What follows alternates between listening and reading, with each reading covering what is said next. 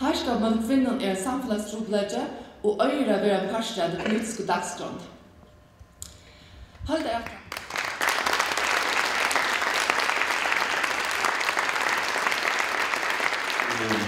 Det var ikke bare det at græsrødene reiste stolet til Natarsson til, hadde man vært gledet om.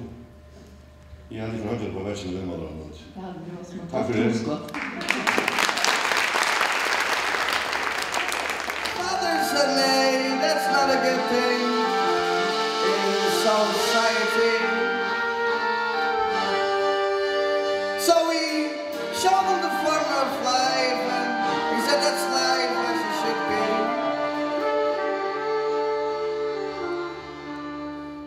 But Franklin, he took a look back and he started crying. Because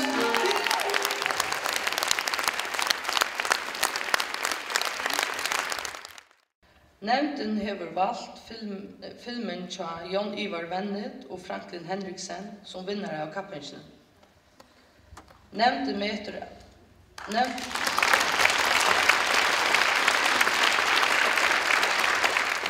at disse filmeren og en gåan hånd teker fram til evne som vi vil sette fokus på. Så jeg får stegne at vi på tørre vekkene kommer opp her at måtte vinne. Sverre tar på vinnerne som på et spørsmål.